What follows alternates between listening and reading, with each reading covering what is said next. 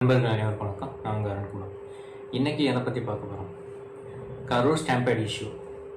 அந்த விஷயம் சிபிஐக்கு ஹேண்ட் ஓவர் பண்ணப்பட்டிருக்கு. அது உங்கள் எல்லாருக்குமே தெரியும். கடந்த 3 நாட்களாக சிபிஐ தவைக்கோட முக்கிய நிர்வாகிகளை கூப்பிட்டு விசாரிச்சிருக்காங்க. பொதுச் செயலாளர் புசி ஆனந்த், ஆதவ் அர்ஜுனா, சிடிஆர் நிர்மல்குமார், விஜய் அவர்களோட வாகனத்தோட ஓட்டுநர், அப்புறம் நிறைய அரசு அதிகாரிகள் எல்லாரையுமே கூப்பிட்டு டெல்லியில் சிபிஐ விசாரணை நடத்தியிருக்காங்க. முதல் நாள் 9 மணி நேரம் விசாரணை நடைபெற்றிருக்கு. 2வது நாள் 6 மணி நேரம் விசாரணை நடைபெற்றிருக்கு. மூன்றாவது நாளும் தொடர்ந்து ஒரு 5 மணி நேரம் விசாரணை நடைபெற்றிருக்கு அப்படின்ற மாதிரி சொல்கிறாங்க. ஓவராலாக 15லேருந்து 18 மணி நேரம் வரைக்கும் விசாரணை நடைபெற்றிருக்கிறதா சொல்லியிருக்காங்க. இப்போ இந்த விசாரணை சம்மந்தமாக சில தகவல்கள் வெளியில் வந்திருக்கு. பொதுச்செயலாளர் புசி ஆனந்த் கிட்ட ஏன் அவ்வளோ லேட்டாக வந்தீங்கன்னு காரணம் கேட்டதுக்கு இது எல்லாத்தையுமே நான் அரேஞ்ச் பண்ணல, எல்லாத்தையும் பார்த்துக்கிட்டது சிடிஆர் நிர்மல்குமாரும் மதியழகனும் தான் அப்படின்ற மாதிரி சொல்லியிருக்காரு. அதாவது மாவட்ட செயலாளர் மதியழகன். ஸோ அவர் எப்போவுமே அடுத்தவங்களை காரணம் கட்டிட்டுருவார், அப்படியே எஸ்கேப் ஆகிடுவார். அதே ஒரு டாக்டிக்ஸே இங்கேயும் யூஸ் பண்ணியிருக்கிறாரு. அதுக்கப்புறம் ஆதவ் அர்ஜுனாவுக்கிட்ட கேட்டிருக்காங்க. ஸோ அதுக்கப்புறம் நீங்கள் போலீஸார் சொல்லியும் நீங்கள் ஏன் முன்னோக்கி வந்தீங்க அப்படின்ற மாதிரி கேட்டிருக்காங்க. ஸோ அந்த மாதிரி கேட்டிருக்காங்க. அதுக்கு அவர் ஏதோ பதில் சொன்னப்போ இந்த மாதிரி அதுக்கான ஆடியோ எவிடன்சஸ்லாம் இருக்குது அப்படின்ற மாதிரி சொல்லியிருக்காங்களாம். ஸோ அந்த மாதிரி தான் தகவல் வருது. அதே போல் சிடிஆர் நிர்மல்குமார் கிட்டையும் விசாரிச்சிருக்காங்க. விஜய் அவர்களோட ஓட்டுநர்கிட்ட கேட்டது தான் அவர் கொஞ்சம் பெருக்கிட்டார். ஏன்னா இவங்கெல்லாம் ஓரளவு அரசியல் ரீதியாக மிகப்பெரிய அளவுக்கு கொஞ்சம் இன்ஃப்ளூயன்ஸ் கொண்டவங்க அப்படின்ற மாதிரி சொல்லலாம். இந்த மாதிரியான ஒரு ப்ரெஷரான சுச்சுவேஷன் எல்லாம் முன்னாடியே அவங்க எதிர்பார்த்துருப்பாங்க. அரசியல்லாம் இந்த மாதிரி தான் இருக்கும் அப்படின்ற மாதிரி எதிர்பார்த்துருப்பாங்க. ஆனால் ஓட்டுநர் இந்த மாதிரியான ஒரு இன்சிடென்ட் நடக்குமா அப்படின்ற மாதிரி அவர் வாழ்க்கையிலையும் நினச்சி பார்த்துருக்க மாட்டார். ஏன்னா நான் ஒரு ஓட்டுநராக போகிறேன், ஒரு மிகப்பெரிய நடிகருக்கு ஓட்டுநராக போகிறேன், அது ஒரு மிகப்பெரிய கௌரவம் அப்படின்ற மாதிரி தான் அவர் நினச்சிருப்பாரு. அதனால அவர் ரொம்ப மகிழ்ச்சியாக இருந்திருப்பார். இப்படி ஒரு துயர சம்பவம் நடக்கும்னு சொல்லிட்டு அவர் நினச்சி பார்த்துருக்கவே மாட்டார். ஸோ அந்த மாதிரியான சுச்சுவேஷன் எப்படி எதிர்கொள்றது அப்படின்றது தெரியாதுன்னா அவர் எதுக்குமே காரணம் கிடையாது. அப்படி இருக்கும்போது இன்னொருத்தவங்க சொல்கிற இன்ஸ்ட்ரக்ஷனை அவர் பண்ணுறாரு. அது ஒரு சில விளைவுகளுக்கு காரணமாயிடுது. அப்போ அந்த இடத்துல அவரால் என்ன பண்ண முடியும்? யார் என்ன சொன்னாங்களோ அதைத்தான் சொல்ல முடியும். ஸோ அவங்க யார்கிட்ட இந்த இன்ஸ்ட்ரக்ஷன் வந்துச்சு அப்படின்ற மாதிரி கேட்கும்போது அவர் கொஞ்சம் தடுமாறினதா தகவல் வருது. விஜய் அவர்கள் தான் முன்னோக்கி போக சொன்னாரா அப்படின்ற மாதிரி கேட்டிருக்காங்க. இல்லை ஆதவ் அர்ஜுனா தான் போக சொன்னாரா அப்படின்ற மாதிரி கேட்டிருக்காங்க. அந்த சமயங்களில் ஆதவ் அர்ஜுனா ஏதோ குறுக்கிட்டு பதில் சொன்னதா நிறைய ஊடகங்களில் செய்திகள் அதுக்கப்புறம் புசி ஆனந்த் கிட்ட இந்த மாதிரி ஏன் அவர் லேட்டாக வந்தார் அப்படின்ற மாதிரி கேட்டிருக்காங்க. நீங்கள் தானே அடுத்த நாள் 12 மணிக்கு வருவார் அப்படின்ற மாதிரி நீங்கள் சொல்லியிருக்கீங்க, அதுக்கப்புறம் ஏன் அவ்வளவு லேட்டாக வந்தார் அப்படின்ற மாதிரி கேட்டிருக்காங்க. அதுக்கான சரியான பதில்கள் புசி ஆனந்த் கிட்ட கிடையாது. ஏன்னா விஜய் அவர்கள் ஏன் லேட்டாக வந்தார்? காலையிலே 8:30 மணிக்கு ஒரு இடத்துல மீட்டிங் சொல்லியிருக்காரு நாமக்கல்ல. அதுக்கப்புறம் 8:30 மணிக்கு தான் கிளம்புறாரு அப்படின்ற மாதிரி நீங்கள் சொல்லியிருக்கீங்க சென்னையிலேருந்து. அப்படி இருக்கப்போ இவ்வளவு தாமதம் ஏன்? அதுக்கான காரணம் என்ன அப்படின்ற மாதிரி கேட்டிருக்காங்க. அதுக்கு பொதுச் செயலாளர் புசி ஆனந்த் எப்படி பதில் சொல்ல முடியும்? விஜய் ஏன் தாமதம் அப்படின்றதுக்கு விஜய் தான் காரணம் சொல்ல முடியும். அப்போ இந்த ஒரு இன்வெஸ்டிகேஷன் விஜய் அவர்கள் வரைக்கும் நீளுமா அப்படின்ற மாதிரியான கேள்வி எழுது. கண்டிப்பாக விஜய் அவர்களை இந்த ஒரு இன்வெஸ்டிகேஷனில் இன்க்ளூட் பண்ணித்தான் ஆகணும். நீங்கள் எல்லாருமே கேள்விப்பட்டிருப்பீங்க, அல்லு அர்ஜுன் ஒரு மிகப்பெரிய கூட்டத்தில் ஒரு ரசிகை இறந்து போயிட்டாங்க தியேட்டரில். அது அறிவிக்கப்படாமல் திடீர்னு வந்தது. அதனால கூட்டம் கூடிடுச்சு. அந்த கூட்டத்தில் கூட்ட நெரிசலில் ஒருத்தவங்க இறந்துட்டாங்க. அதுக்கு அல்லு அர்ஜுன் கைது செய்யப்பட்டு உடனே ஜாமீனில் விடுவிக்கப்பட்டாரு. இருந்தாலும் அவர் மேல கேஸ்ன்றது நடந்துட்டு இருக்கு. அது ஒரு ஆள் மரணித்த ஒரு விஷயம். இங்க 41 பேர் மரணிச்சிருக்காங்க. அப்ப ஒரு ஆளுக்கே அவ்வளவு சீரியஸா ஒரு நடவடிக்கை இருக்கும்போது 41 பேர் இறந்த விஷயத்துல கண்டிப்பா அவரோட பேர் இடம்பெறும் அப்படின்ற மாதிரிதான் சொல்றாங்க. ஏன்னா ஒரு சில கேள்விகளுக்கு விஜய் அவர்கள் தான் பதில் சொல்ல முடியும். ஏன்னா அவர் ஏன் லேட்டா வந்தார் அப்படின்றதுக்கான எக்ஸாக்டான காரணம் அவர் சொன்னாதான் தெரியும்.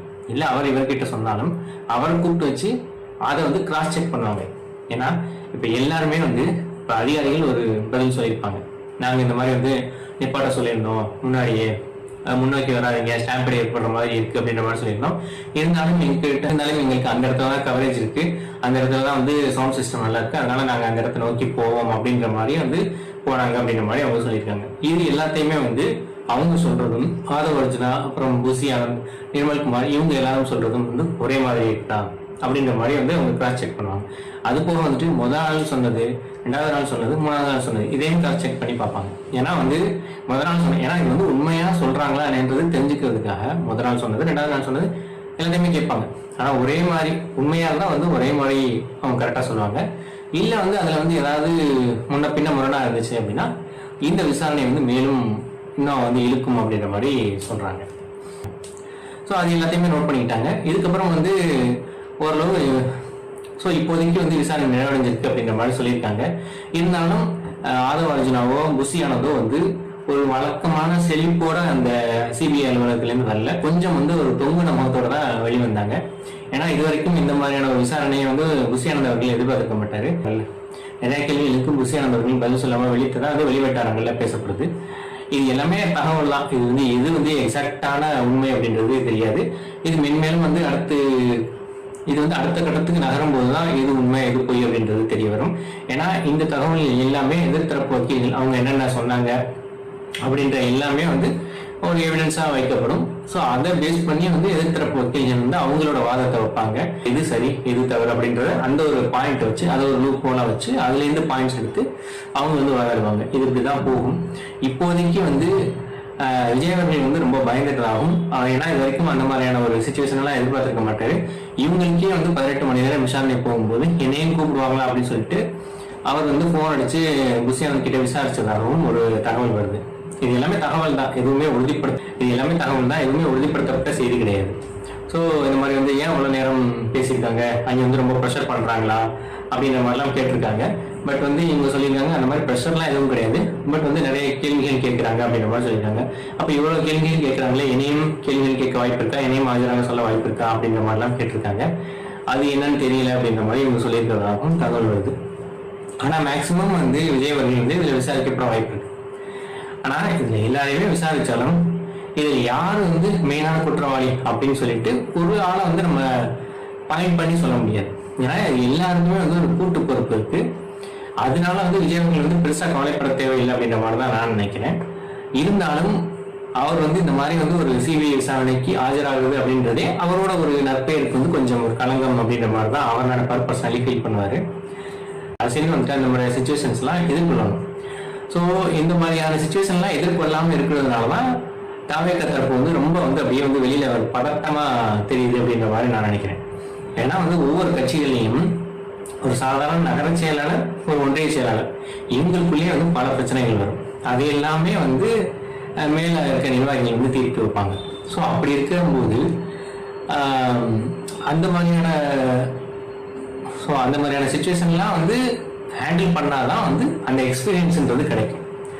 ஸோ இந்த மாதிரியான பிரச்சனைகள் எதையுமே வந்து ஹேண்டில் பண்ணியிருக்க மாட்டாங்க தாவேகா நிர்வாகிகள். அவங்க வந்து ரொம்பவே புதுசு இந்த மாதிரியான ஒரு சுச்சுவேஷனுக்கு. அதனாலதான் ரொம்பவே தடுமாறுறாங்க அப்படின்றது தெரியுது. இல்லை விஜய் அவர்களே கூப்பிடப்படலாம் அப்படின்ற மாதிரியான கருத்துக்கள் தான் மெஜாரிட்டியா வந்து நிலவுது. இல்ல விஜய் அவர்கள் வந்து கூப்பிட தேவையில்லை, இதுவே ஓரளவு சாட்டிஸ்ஃபைடா இருக்கு, இதை வச்சே நம்ம வந்து அடுத்த கட்ட நகர்வுகளை நோக்கி முன்னேறலாம் அப்படின்ற மாதிரி வந்து சிபிஐ முடிவு பண்ணாங்க அப்படின்னா ஸோ அதுவும் நடக்கிறதுக்கு ஒரு சான்ஸ் இருக்கு. ஆனால் மேக்ஸிமம் 95% விஜய் அவர்களையும் கூப்பிட்டு அவர்கிட்டையும் ஒரு விளக்கம் கேட்பாங்க அப்படிங்கிற மாதிரி தான் எதிர்பார்க்கப்படுது. ஏன்னா வந்து அவர் லேட்டா வந்ததுக்கான காரணம் அவர் மட்டும் சொன்னாதான் தெரியும். ஸோ அதுக்கான மெயின் காரணம் அவருக்கு தான் தெரியும். என்ன காரணம், பர்சனல் உடல் உபாதைகளா இல்லை என்ன பிரச்சனைகள் அப்படின்றது. ஸோ இது எல்லாமே வந்து இந்த வழக்கை வந்து இன்னும் வந்து சூடு பிடிக்க வச்சிருக்கு அப்படின்னு சொல்லலாம். ஸோ இந்த ஒரு தருணத்தில் அடுத்த கட்ட பிரச்சாரம் வந்து எங்கே நடக்க போகுது அப்படின்ற மாதிரியெல்லாம் எதுவும் தகவல் வருதான்னு பார்த்தா அதை பற்றின எந்த ஒரு தகவலும் இல்லை. ஃபுல்லாக வந்து ஜனநாயகன் ஜூரத்தில் தான் இருக்கிறாங்க. ஜனநாயகன் ரிலீஸ் ஆகிற வரைக்கும் மக்கள் பிரச்சனைகளில் பெருசாக கவனம் செலுத்த மாட்டார் விஜய் அவர்கள் அப்படின்ற மாதிரி தான் நான் நினைக்கிறேன். அப்படிங்கிறப்ப ஏதாவது ஒரு சில அறிக்கைகள், அதாவது முக்கியமான வந்து இப்போ ஒரு தாக்குதல் நடந்துச்சு, அதை பற்றி கணிச்சிருக்காரு. இந்த மாதிரி ஏதாவது ரொம்ப சென்சேஷனாக ஏதாவது விஷயம் வந்தால் அதை பற்றி மட்டும் அப்படியே அட்ரஸ் பண்ணுவார், அவ்வளோதான். அதை தவிர வந்து ஜனநாயகன் ரிலீஸ் ஆகிற வரைக்கும் வேறு எதுவும் கண்டனங்கள், அறிக்கைகள், போராட்டங்கள் எதுவும் தாவேக தரப்புல இருக்காது அப்படின்ற மாதிரி தான் நினைக்கிறேன். ஸோ பார்க்கலாம் அடுத்த கட்ட நகர்வுகள் இந்த விசாரணை எப்படி போகுதுன்னு சொல்லிட்டு. என்னோட இந்த வீடியோ பிடிச்சிருந்துச்சுன்னா இவங்க லைக் பண்ணுங்க, எல்லாருக்கும் ஷேர் பண்ணுங்க. AK Perspective சேனலுக்கு சப்ஸ்கிரைப் பண்ணுங்க. நன்றி, வணக்கம்.